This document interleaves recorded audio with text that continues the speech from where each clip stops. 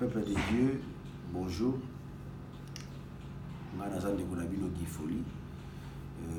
Je suis le frère Guy Foli. Donc, naïe pour réagir à la vidéo où le pasteur Nangaï Anissé Basilwa, qui est à Liège, que j'ai salué aussi en passant, à Postaki. Marie Missamou, ça fait longtemps qu'il a posté cette vidéo. Moi je le suis seulement ce matin. Donc Marie Missamou, comme quoi que Marie Missamou nzamba soko la qui réputation na ndenge moko Marie Missamou aloba ki na manzembo na yeke nzamba la ki sakaye ki lo lenge moko sangona mabe tamboli na minoko ebele lo lenge moko pa kotambusa sangwa malamu na minoko ebele po elongola sangwa mabe. Et Liwa Marie Missamou où il y a plein de gens qui connaissent Alain Moloto et Zala qui témoignage que Nzamba Sali. Alors il a intervenu, c'est là où je voulais justement intervenir. Je vais aller droit pour dire tout simplement que je ne pense pas que la foule qui drainait le corps inerte sans vie de Marie Missamou est une preuve que Dieu a nettoyé ou Dieu a soigné ou Dieu a effacé. Non. Je crois que là, on va aller dans des considérations. Bon, laissons tomber ces points-là. Je pense tout simplement que la foule ne peut pas déterminer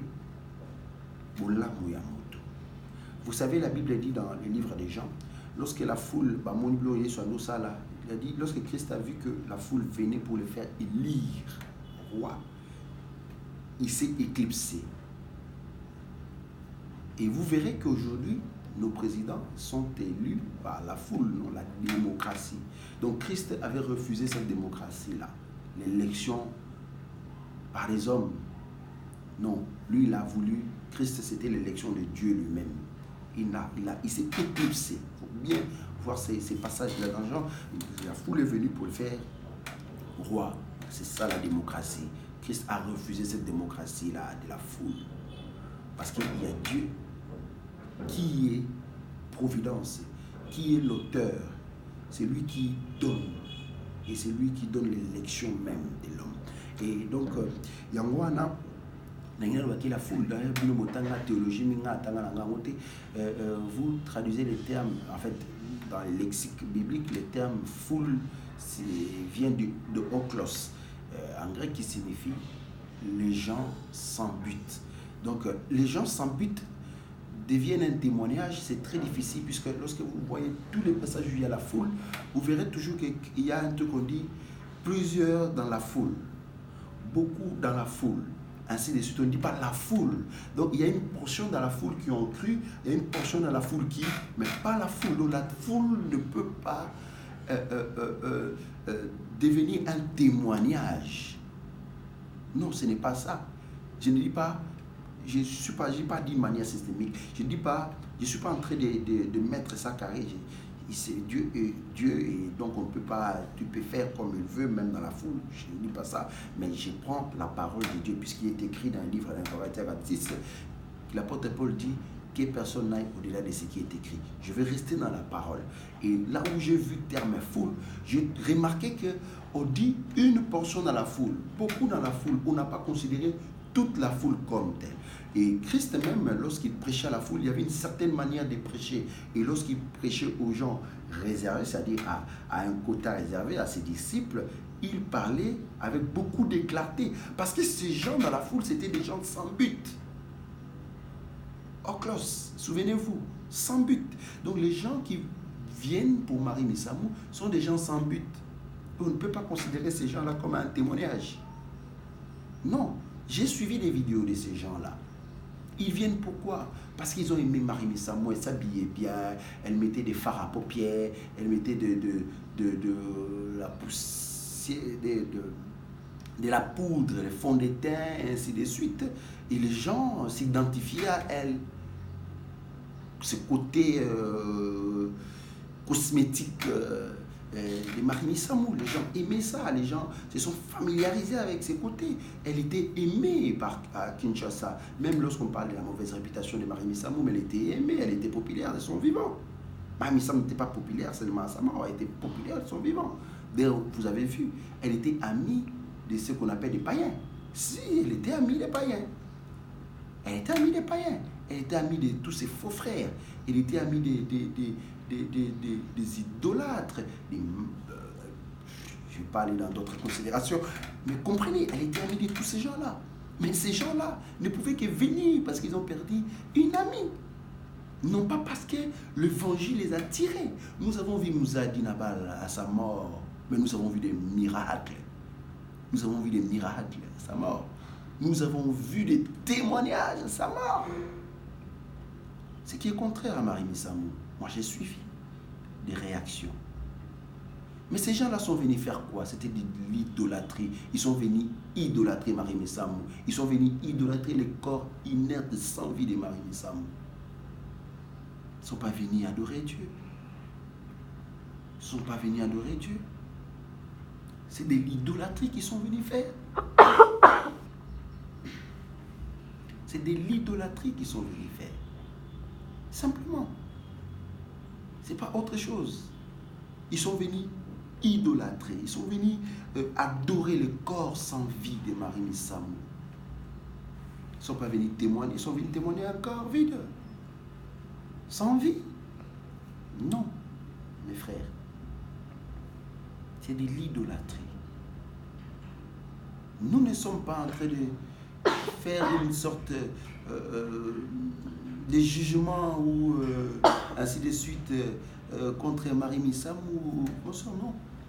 Nous sommes en train de relater les faits comme tels. Dieu est Dieu. Moi, je ne me cache pas derrière des trucs. J'ai dit que la vérité, et la vérité doit être dite.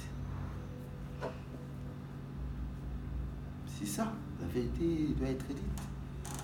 Ces gens qui vont au stade avec des effigies, des images de Marie Missamou, ils vont adorer Dieu.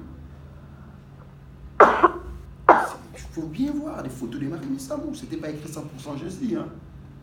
Ce n'était pas écrit « Ah Jésus, tu as pris ta servante, nous donnons notre vie à toi Seigneur parce que tu nous as montré que tu es l'auteur de la vie. » C'était pas ça le message. Le message c'était « Ah, nous pleurons Marie Missamou. Ah, c'est la chose à bien. Ah, c'est la chose à la qui. » Ils n'ont pas été fortifiés par la parole, par l'évangile. Par l'évangile. C'est vrai ce que tu dis que nous devons nous aussi considérer chacun sa vie. On doit prendre réellement sa vie et se dire si réellement vous avez donné l'image de voleurs qui étaient à gauche et du Christ, qui Christ a témoigné. Merci parce que Christ a témoigné, ce témoignage est venu jusqu'à nos oreilles. Et parvenu à nos oreilles, j'allais dire. Mais Marie Missamou, c'est quoi les témoignages? Puisque nous n'avons pas vu. Nous avons vu des gens venir idolâtrer les corps sans vie. C'est ça la vérité. C'est ça ce que nous devons prêcher à nos frères et sœurs. C'est ça. Nous avons l'Esprit de Dieu pour témoigner aussi. Et Dieu témoigne encore que c'était de l'idolâtrie ces jours-là. Ces gens ont péché contre l'Éternel. Et cela a énervé l'Éternel contre cette nation à cause de l'idolâtrie que nous vouons au corps sans vie.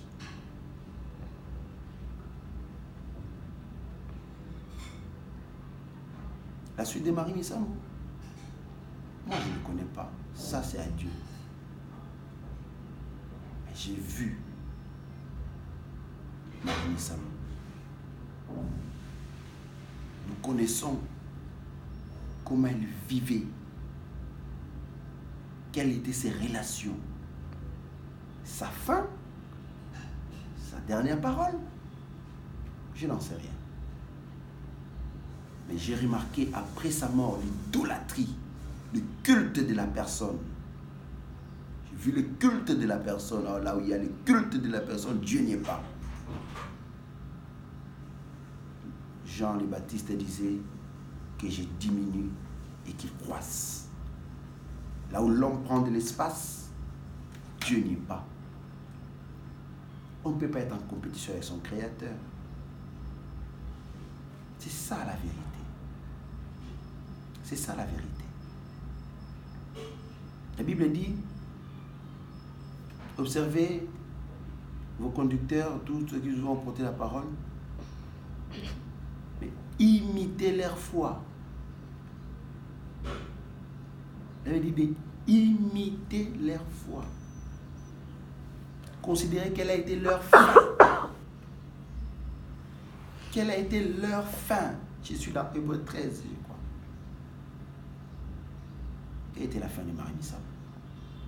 Pouvons-nous imiter le phare à paupières de Marie Missam ou la foi? Puisque sa foi était invisible. Mon Dieu, lui, Jésus, Yeshua, sa foi était visible. Pierre, sa foi était visible. Paul, sa foi était visible. En regardant, on disait, celui-ci, réellement, il est de Dieu. Dieu est en colère à cause de l'idolâtrie. Même la manière dont nous avons idolâtré l'un ou l'autre. C'est serviteur authentique de Dieu. Avec un message authentique de Yeshua. Pas des gens qui font de l'exhibitionnisme. Mais des gens qui sont simples, comme de la colombe. Donc c'était un peu ça, ma contribution, pasteur, mais aussi à tous les frères. C'était justement pour nous dire que nous devons imiter la foi, ça c'est vrai, mais que la foule ne constitue pas un témoignage. La foule ne constitue pas un témoignage. J'ai bien lu la Bible, partout on parle de la foule, on n'a jamais pris la foule comme un témoignage. D'ailleurs, la foule a toujours fait des trucs. Vous voyez Barnabas, vous avez donné l'exemple de Barnabas, non? Barnabas, c'est la foule. La foule a dit, libère Barabbas. Crucifie Jésus. Ça, c'est la foule. Ça, c'est la foule. Mais une partie, un quota, peu de gens dans la foule disaient, libère Christ. Et c'était des gens authentiques, qui ne criaient pas, qui ne faisaient pas de bruit, mais c'était là, libère Christ. Ça, c'est la foule. Vous avez vu, encore dans Jean, je crois 7, la foule dit, celui-ci est un démon, parlant de notre Seigneur Jésus-Christ. Vous comprenez? C'est ça la foule. La foule n'a jamais été un témoignage, mes frères et sœurs. Oklos, retenez, foule, oklos. Gens sans but. Gens sans but. Christ dit, à eux, je parle en parabole, mais à vous. À eux, c'était la foule.